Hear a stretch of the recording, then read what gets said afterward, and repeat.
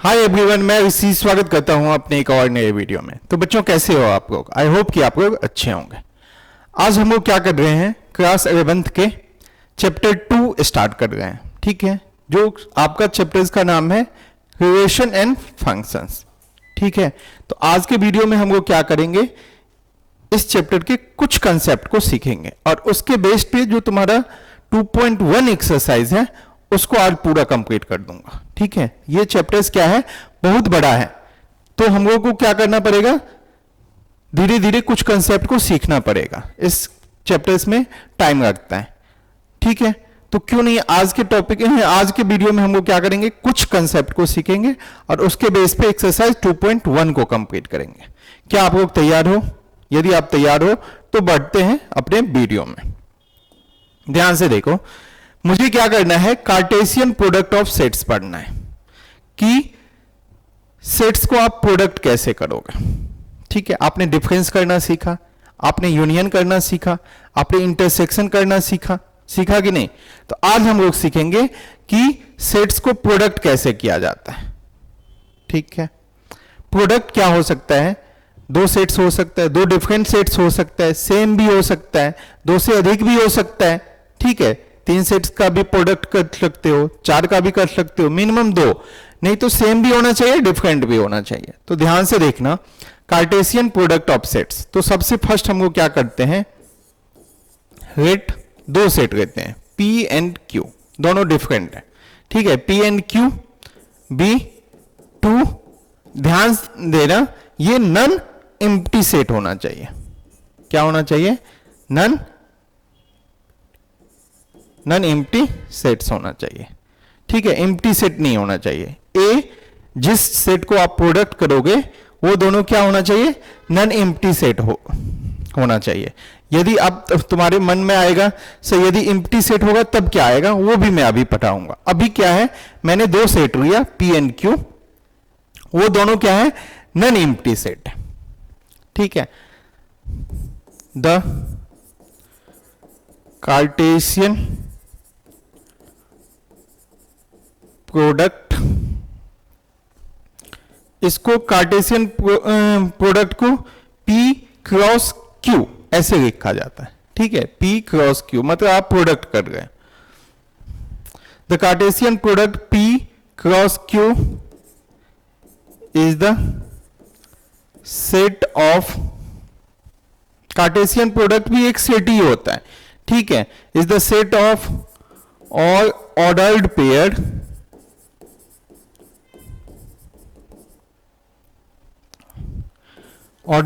Of elements from, कहां से होना चाहिए, P एंड Q, मतलब जो तुम्हारा सेट है उसका क्या होना चाहिए, ऑर्डर्ड पेयर होना चाहिए। इसको मैथमेटिकली आप लिखोगे तो ऐसे लिखोगे, P cross Q equal to set है, तो आप मेरे ब्रैकेट में इसको बंद करोगे कि नहीं करोगे, और इसके एलिमेंट्स क्या होना चाहिए, इसके एलिमेंट्स को आप P और Q, ये एक ऑर्डर्ड पेयर है।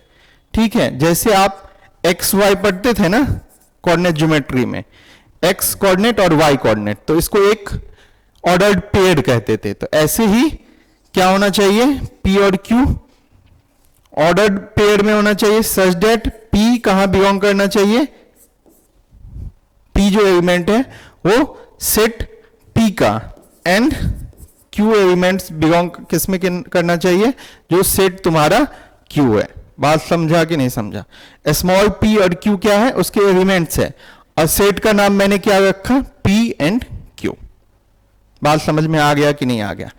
तो अब ध्यान से देखना, तुम्हारा क्वेश्चन होगा सर आपने नन एम्प्टी सेट लिया, यदि ये एम्प्टी सेट होता तो क्या हो जाता? ध्यान से देखना, आइदर P एंड either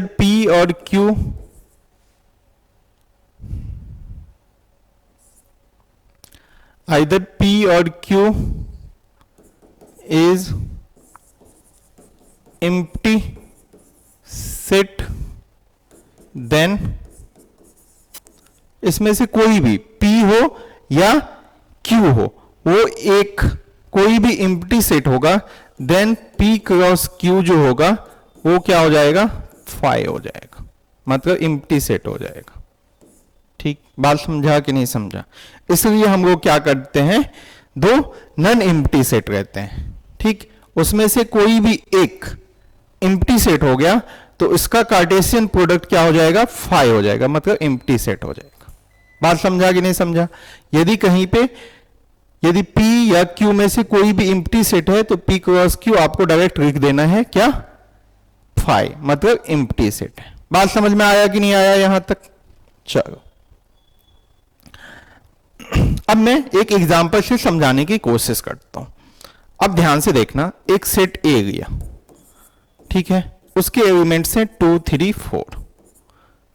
ठीक, एक बी सेट लिया, उसके एलिमेंट्स हैं कुछ भी ले लो, 3 4 ले लिया। ठीक है, अब मुझे क्या करना है, ए क्रॉस बी करना है। तो ध्यान से देखना, अब सेट ए के फर्स्ट एलिमेंट को लो, ऑर्डर्ड पेयर में लिखना है तुमको। ठीक है, इसके फर्स्ट एलिमेंट को लिया तो इसके बी के फर्स्ट एलिमेंट को लेना पड़ेगा, तो ये एक ऑर्डर्ड पेयर बन गया। अब ये 1 3 ये ए क्रॉस बी का एक एलिमेंट है। बात समझा कि नहीं समझा? अब फिर से, अब सेट है तो इसको कौन फॉर्मेट में लिखोगे, रोस्टेड फॉर्मेट में लिख रहे हैं तो कॉमास देके लिखना पड़ेगा आपको। अब मैंने क्या किया, इसके फर्स्ट एलिमेंट को लिया और इसके बी जो है उसके सेकेंड एलिमेंट को लिया, तो ये एक ऑर्डर्ड पेयर बन गया। अब ध्यान से देखना, अब ए जो सेट है उसके सेकेंड एलिमेंट को लिया और उसके बाद बी के फर्स्ट एलिमेंट को लिया, तो ये एक ऑर्डर्ड पेयर बन गया। ऐसे ही 2 4 को लिया। अब आपको समझ में आ रहा होगा कैसे आप मल्टीप्लाई करते हो, बट यहां पे ऑर्डर्ड पेयर में लिख देना है, आपको मल्टीप्लाई नहीं करना है, आपको ऑर्डर्ड पेयर में लिखना है। आपको डेफिनेशन में ने क्या बताया, ध्यान से देखो, P and Q be two non-empty set, the Cartesian product P cross Q is the set है of all ordered pair of elements from कहां से कहां, P and Q का। ठीक है, तो उसके बाद 2 4 हो गया, अब 3 3 के साथ हो जाएगा, उसके बाद 3 4 के साथ हो जाएगा। अब क्या बच गया, 4 3 बच गया, उसके बाद 4 4 बच गया। ठीक है, तो कितने मतलब एलिमेंट्स हो गए? अब ध्यान से देखना, यहीं पे मैं बता देता हूं, यदि नंबर ऑफ एलिमेंट्स सेट ए में कितने हैं, 1 2 3 4, बी में कितने हैं, बी में नंबर ऑफ एलिमेंट्स हैं आपके 2, तो ए क्रॉस बी जो करोगे, मतलब आप दोनों सेट का प्रोडक्ट करोगे, कार्टेशियन प्रोडक्ट करोगे, उसमें जो नंबर ऑफ एलिमेंट्स होंगे आप कुछ मत कर देना, इस दोनों को मल्टीप्लाई कर देना, मतलब सेट ए में जितने एलिमेंट्स हैं और सेट बी में जो एलिमेंट्स हैं, तो टोटल जो तुम्हारा कार्टेशियन प्रोडक्ट बनेगा उसमें number of element, total number of element जो बनेंगे वो 8 बनेंगे। आप देख भी काउंट भी कर सकते हो, 1 2 3 4 5 6 7 8, है कि नहीं है? तो मैं एक एग्जांपल से 2 सेट्स को प्रोडक्ट करना सिखाया। ठीक है, आप ऐसे लिख सकते हो। ठीक, तो ए क्रॉस बी क्या है, सेट क्या है, सेट ऑफ ऑर्डर्ड पेयर्स है ना, यहां पे क्या डेफिनेशन है, is the set of all ordered pair of elements कहां से, फ्रॉम P and Q से।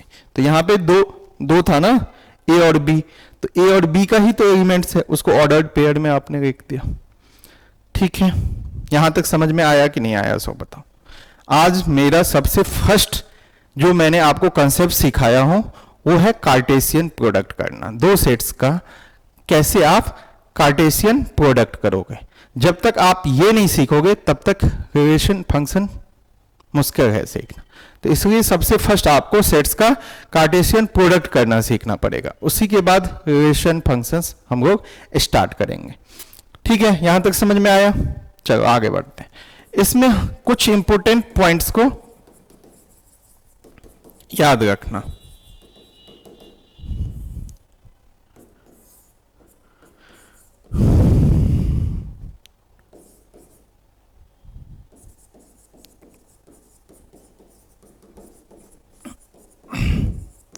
ध्यान देना कि two ordered pairs are equal, दो ऑर्डर्ड पेयर्स कब इक्वल होगा?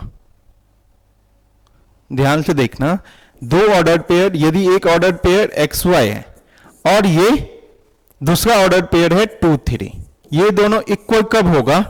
जब जो फर्स्ट ऑर्डर्ड पेयर है उसका फर्स्ट एलिमेंट, जो सेकेंड ऑर्डर्ड पेयर है उसका first element, corresponding elements equal होगा, तभी आप कह सकते हो कि two ordered pairs are equal.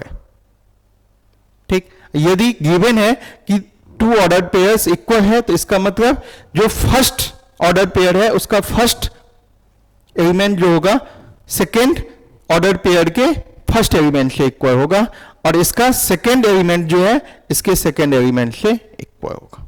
बात समझा कि नहीं समझा? मतलब कॉरस्पॉन्डिंग एलिमेंट्स क्या होंगे? इक्वल होंगे, तभी जाके आप कह सकते हो कि दोनों ऑर्डर पेयर क्या है? इक्वल है। सेकेंड मैंने बताया था कि सेट ए में नंबर ऑफ एलिमेंट्स क्या है? m है।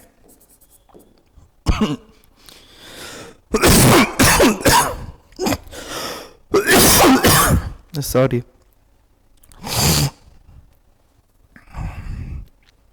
सेट ए में जो है नंबर ऑफ एलिमेंट्स कितने हैं?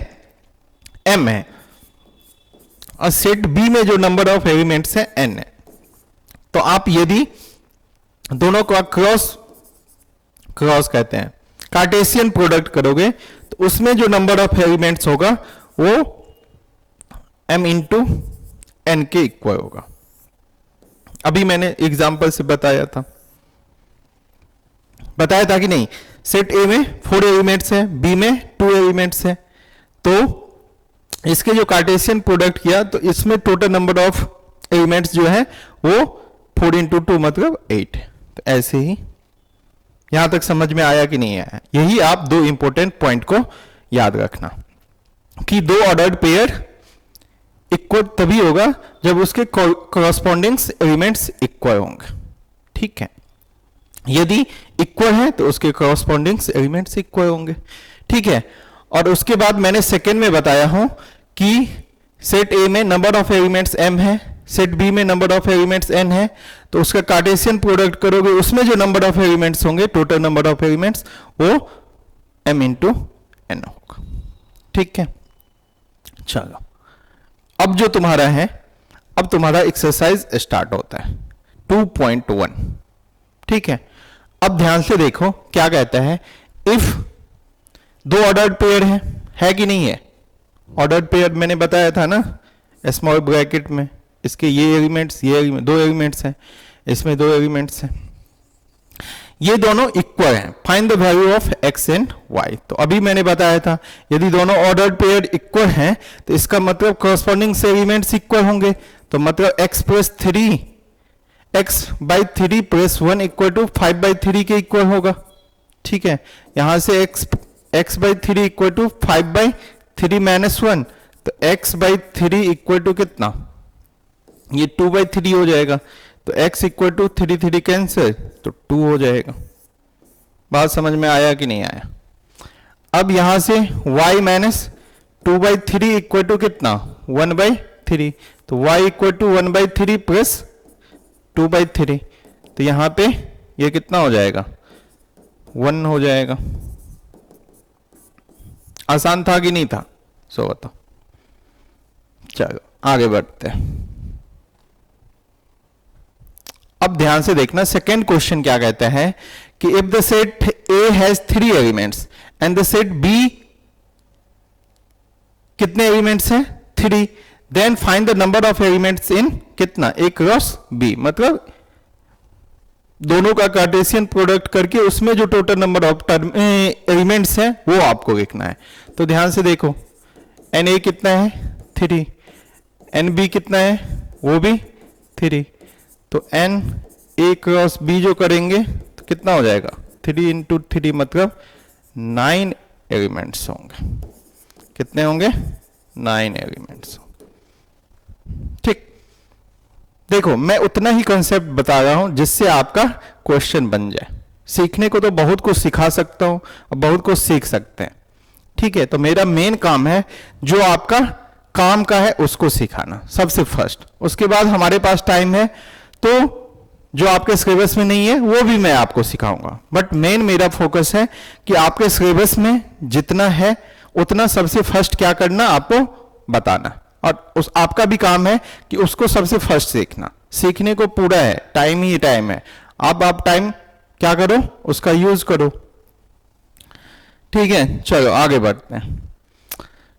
थर्ड क्वेश्चन जो है ध्यान से देखना, यहां पे दो सेट है G और H। G और H को कार्टेशियन प्रोडक्ट करना है, तो सबसे पहले ब्रैकेट। अब ध्यान से देख लो, इसका फर्स्ट एलिमेंट लो और इसका फर्स्ट लो, एक ऑर्डर पेयर बन गया। उसके बाद 7 से ही लो, 7 4 कर दो, 7 2 कर दो, तो 7 बड़ा खत्म हो गया। अब इसका सेकेंड एलिमेंट लो 8, 5 से एक ऑर्डर पेयर बन गया। उसके बाद 8 से 4 और 8 से 2, ये तुम्हारा खत्म हो गया। अब काउंट भी कर सकते हो, 2 और 3, 3 2 जा 6 टोटल नंबर ऑफ एलिमेंट्स होनी चाहिए, है कि नहीं? 1 2 3 4 5 6, कितना आसान है। अब ऐसे ही H क्रॉस G करना है, मतलब एक बार G क्रॉस H, अब H क्रॉस G करना है, ठीक है। इसको क्रॉस पढ़ा जाता है, बट एक्चुअल में इसका क्या है नेम कि दो सेट्स को हम लोग कार्टेशियन प्रोडक्ट करते हैं, ठीक है। तो एक बार G H, एक बार H और G। तो ध्यान से देखना, G से करेंगे तो इसका फर्स्ट एलिमेंट को 7 के साथ, फिर फर्स्ट इसके सेकेंड से कर दो, उसके बाद 4 7 4 8, अब एक बच गया 2 2 7 और 2 8, हो गया खत्म। चलो आगे बढ़ते हैं। अब जो क्वेश्चन नंबर 4 है ये ट्रू एंड फॉल्स में लिखना है, ठीक है। अब उसके बाद कहता है यदि स्टेटमेंट आपका फॉल्स है तो उसको करेक्ट करके आपको लिखना है। तो ध्यान देना, P के एलिमेंट्स हैं M N, Q के एलिमेंट्स हैं N M। अब यदि P क्रॉस Q करोगे तो देख के ही लगता है कि इसमें कितने टोटल नंबर ऑफ एलिमेंट्स होंगे, 2 2 जा 4, बट इसमें क्या है 2 ही दिया हुआ है। तो कहीं ना कहीं ये स्टेटमेंट क्या है देख के ही पता लग गया है कि फॉल्स है, ठीक है। बट अब इसको सही करके आपको लिखना है, तो ध्यान देना M N, फिर M के साथ, फिर N के साथ और N M के साथ, ठीक है। ये करेक्ट है। तो M N देखो ये तो सही है, N M ये भी सही है, बट ये दोनों को गैप ही कर दिया है, दिया ही नहीं है। अब ध्यान से देखना, सेकंड जो है if A and B are non empty sets then A cross B is a non empty set of ordered pair X Y such that X belongs to A and Y belongs to B। बात तो 100% सही है, यही तो मैंने आपको definition भी बताया था कि A and B non empty set है तो A क्रॉस B तो हमेशा फिक्स है कि नॉन एम्प्टी सेट होगा, वो एम्प्टी सेट तो हो ही नहीं सकता है। जब A और B में से कोई नॉन मतलब एम्प्टी सेट है ही नहीं तो A क्रॉस B कब कैसे हो जाएगा non empty set? Non empty set करते हैं, कैसे एम्प्टी सेट हो जाएगा, ठीक है। तो ये कहता है कि यदि A और B नॉन एम्प्टी सेट है तो उसका कार्टेशियन प्रोडक्ट भी नॉन एम्प्टी सेट होगा, 100% सही है। सेट ऑफ ऑर्डर्ड पेयर अभी बताया, सेट ऑफ ऑर्डर्ड पेयर होगा X Y such that X कहां से बिलोंग करेगा, सेट ए से, और वाई कहां बिलोंग करेगा, सेट बी से। तो ये स्टेटमेंट 100% क्या है, ट्रू है। यही मैंने आपको ऑर्डर्ड पेयर का डेफिनेशन भी बताया था। अब देखो इफ ए क्या दिया हुआ है एलिमेंट 1 2, बी दिया हुआ है 3 4, then A cross B intersection 5 equal to 5। अब देखो सबसे पहले बी इंटरसेक्शन 5 करो, कितना आता है बताओ। कोई एम्प्टी सेट है उसके साथ कोई सेट है, उसका जो कॉमन एलिमेंट क्या होगा, आप कहोगे सेट कॉमन एलिमेंट 5 ही होगा, होगा कि नहीं होगा, ये मैंने आपको बताया अभी था। अब आप ध्यान दो कि अब कोई भी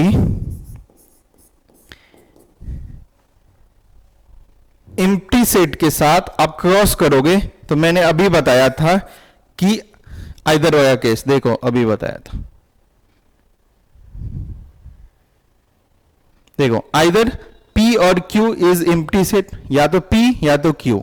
यदि एम्प्टी सेट होगा तो दोनों का कार्टेशियन प्रोडक्ट क्या होगा, 5 होगा।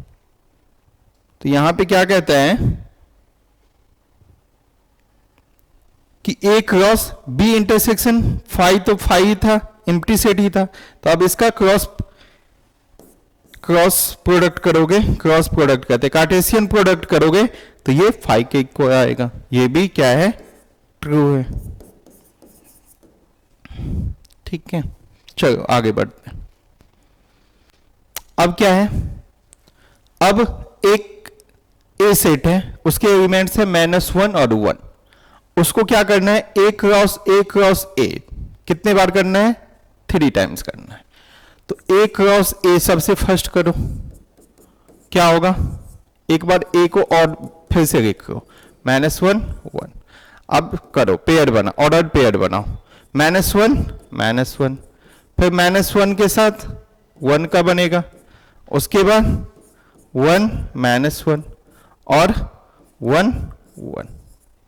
ठीक है, अब मुझे क्या करना है, फिर से ए क्रॉस ए तो है ही, उसको फिर से ए के साथ करेंगे, तो ए क्रॉस ए तो आ ही गया यहां पे, फिर से ए लिखो -1 1।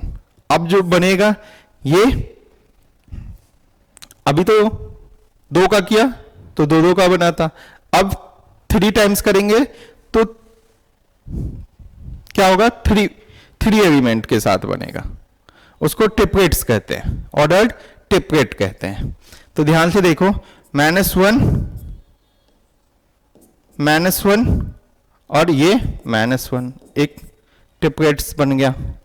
उसके बाद 2 का बनता है तो पेयर होता है, 3 का बना तो उसको ऑर्डर ट्रिपलेट कहते हैं। ठीक है, अब -1 1 ये खत्म हो गया, अब -1 1 -1, ठीक है, -1 1 1।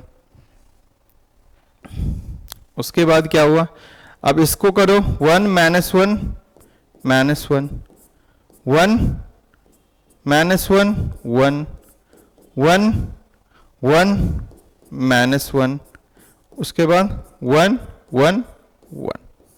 ठीक है, ये तुम्हारा हो गया ऑर्डर ट्रिपलेट्स। ठीक है, इसको कहते हैं ऑर्डर्ड ट्रिपलेट्स। चलो आगे बढ़ते हैं। अब कहता है कि A क्रॉस B, मतलब सेट A और B का कार्टेशियन प्रोडक्ट आपको गिवन है, आपको कहता है कि सेट A और B फाइंड आउट करो। तो ध्यान दो, ध्यान से देखो, इसका फर्स्ट एलिमेंट्स A के साथ होगा, तो इसका फर्स्ट एलिमेंट्स A है, तो A और B है। B का जो एलिमेंट है क्या होगा, XY, तो XY हो जाएगा। अब आप A क्रॉस B करके देखो, इसी का आएगा आपको, क्या होगा, AX AY BX और BY। आया कि नहीं आया बताओ, सेम टू सेम देखो, AX AY BX BY। तो A के एलिमेंट्स क्या हो गए, AB, और B के एलिमेंट्स क्या हो गए, X और Y। ठीक है, चलो आगे बढ़ते हैं। अब ध्यान दो, सेट A दिया हुआ है, B दिया हुआ है, C दिया हुआ है, D दिया हुआ है। आपको वेरीफाई करना है A क्रॉस फिर से बी इंटरसेक्शन सी के साथ। तो सबसे फर्स्ट क्या करना है, equal to A cross B intersection A cross C. तो ध्यान दो, बी इंटरसेक्शन सी क्या है, बी और सी में कॉमन क्या है, आप कहोगे 5। अब इसको क्रॉस करेंगे, बी इंटरसेक्शन सी के साथ क्रॉस करेंगे। तो अब ध्यान से देखो, बी इंटरसेक्शन सी तो 5 आ गया, तो ए क्रॉस एक एम्प्टी सेट आ गया ना, तो उसका क्रॉस भी क्या होगा, एम्प्टी सेट ही होगा। ठीक है, ये तुम्हारा लेफ्ट हैंड साइड हो गया।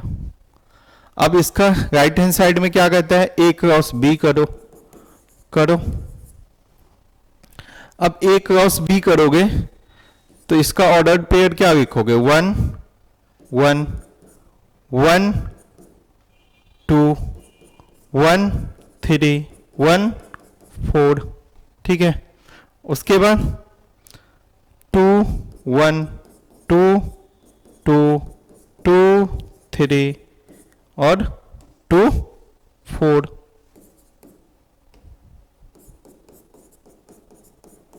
ठीक है, अब आपको ए क्रॉस सी करना है। ध्यान दो, ए और सी कहाँ है, ये है। तो 1 5 1 6 2 5 2 6, यही ना। अब दोनों में इंटरसेक्शन करके देखो तो क्या आता है, कोई भी कॉमन एलिमेंट्स आता है, 1 5 1 6 2 5 2 6, कुछ नहीं आता है। तो देखो दोनों सही है कि नहीं है, left hand side equal to right hand side है कि नहीं है। ठीक है, यहां तक समझ में आया कि नहीं आया, सो बताओ। यदि समझ में आ गया तो सेकेंड क्वेश्चन आपको खुद से करना है। सबसे फर्स्ट काम आपको ए क्रॉस सी करना है और बी क्रॉस डी करना है। अब कहते हैं कि ए क्रॉस सी जो है वो subset of B cross D है कि नहीं है। मतलब सबसेट करने का मतलब क्या हुआ, ए सबसेट बी, मतलब ए का सभी एलिमेंट्स किस में होना चाहिए, बी में होना चाहिए। तो अब देखना, ए क्रॉस सी करके उसके सारे एलिमेंट्स यदि बी क्रॉस डी में है तो वो उसका सबसेट है, अदरवाइज नहीं है। चलो ये मैं बताऊंगा नहीं, ये आपको खुद से करना है। अब मैं बताऊंगा क्वेश्चन नंबर 8। सबसे फर्स्ट तो कहते हैं कि ए क्रॉस बी करो, मतलब दोनों का कार्टेशियन प्रोडक्ट करो, सेट ए और सेट बी का। तो देखो 1 ऑर्डर पेयर लिखो, 1 3 1 4 1 1 तो हो गया। अब 2 3 और 2 4। ठीक है, how many subset will A cross B है। तो सबसे फर्स्ट तो देखो इसमें नंबर ऑफ एलिमेंट्स है कितने, 4। ठीक है, टोटल सबसेट्स जो बनेगा इसका, टोटल सबसेट्स जो बनेगा, अब कोई भी सेट का टोटल सबसेट मैंने क्या फॉर्मूला पढ़ाया था, 2n। तो यहां पे 2 इसमें कितने एलिमेंट्स हैं, 4। तो मतलब कितना हो गया, 16 सबसेट्स बनेंगे। बात समझ में आया कि नहीं आया। अरे ए क्रॉस बी कर दो, मतलब दोनों का कार्टेशियन प्रोडक्ट करके देखो कि कितने नंबर ऑफ एलिमेंट्स हैं, टोटल नंबर ऑफ एलिमेंट्स हैं। उसका आप टोटल सबसेट पूछ रहे हैं तो 2 जितने एलिमेंट्स है उसके पावर में दे दो तो वो 16 हो जाएंगे। यहां तक समझ में आया। चलो आगे बढ़ते हैं। अब क्वेश्चन नंबर 9 देखो, कहता है ए और B 2 set such that, set A के जो एलिमेंट्स हैं टोटल वो 3 है और बी के जो है वो 2 है। If x1 y2 z1 are in किस में है, ए क्रॉस बी में। तो कहता है कि find A and B where x y and z are distinct elements. तो अब ध्यान से देखो, ए क्रॉस बी के जो एलिमेंट्स हैं वो क्या है, x1 y2 और z1। तो ये तो आपने क्या किया, उसका कार्टेशियन प्रोडक्ट करके ये इसके एलिमेंट्स हैं। अब मुझे निकालना है कि ए के एलिमेंट्स क्या क्या हैं। अब ध्यान दो, इसके फर्स्ट एलिमेंट्स, इसके फर्स्ट, इसके कहता है कि ये डिस्टिंक्ट हैं, सेम नहीं है। तो मैंने ए का जो एलिमेंट्स है वो एक्स वाई जेड माना, ठीक है। और बी का जो माना, इसमें क्वेश्चन में गिवन भी है कि सेट ए में जो है कितने एलिमेंट्स हैं, 3, तो एक्स वाई जेड। और बी में जो है 2 है, तो 1 2, फिर से 1 आ गया, तो 2 ही एलिमेंट हैं, तो डिस्टिंक्ट है ना, तो 1 2, ठीक है। अब आप एक बार नहीं, आपको कंफ्यूजन हो रहा है, तो ए क्रॉस बी करके देखो, वही एलिमेंट्स आएंगे कि नहीं आएंगे, और कुछ ज्यादा भी आएंगे, क्योंकि टोटल एलिमेंट्स कितने होंगे, 3 2 जा 6 होंगे, बट गिवन है 3। तो देखो x1 x2 y1 y2 z1 z2, बस खत्म। देखो x1 है y2 है और z1 है। जो तुम्हारा कुछ एलिमेंट्स नहीं था वो आ गया, कौन सा, और x1 भी है, ये एलिमेंट्स और ये एलिमेंट्स आ गया, ठीक है। तो तुम्हारे जो क्वेश्चन है वो सेटिस्फाइड कर रहा है कि सेट ए में जो होने चाहिए 3 एलिमेंट्स होने चाहिए, बी में 2 होने चाहिए, और ए क्रॉस बी करने पे ये सारा एलिमेंट्स आना चाहिए, x1 y2 z1, जहां पे x y z क्या है, डिस्टिंक्ट एलिमेंट्स। चलो हो गया, क्या खत्म हो गया, 9 ही क्वेश्चन था। हाँ बच्चों, जो तुम्हारा एक्सरसाइज 2.1 है उसमें टोटल नंबर ऑफ क्वेश्चन 9 ही है, ठीक है। तो आज के वीडियो में हम लोग ने क्या सीखा, सेट्स का कैसे कार्टेशियन प्रोडक्ट करते हैं, ठीक है। कार्टेशियन प्रोडक्ट करने के बाद उसमें कितने total number of terms elements होते हैं वो हम लोग ने सीखा। उसके बाद 2 ऑर्डर पेयर इक्वल होते हैं तो क्या होता है, ये आपने सीखा। तो आई होप कि आप लोगों को समझ में आया होगा। अब हम लोग नेक्स्ट वीडियो में क्या करेंगे, ये जो कार्टेशियन प्रोडक्ट तो सीख लिया, अब हम लोग रिलेशन फंक्शंस की ओर बढ़ेंगे, ठीक है। वीडियो आप लोगों को अच्छा लगा हो तो वीडियो को अधिक से अधिक लाइक करना, सब्सक्राइब करना, अपने दोस्तों के साथ क्या करना, शेयर करना। Thank you for watching this video. Have a nice day. Bye bye, take care.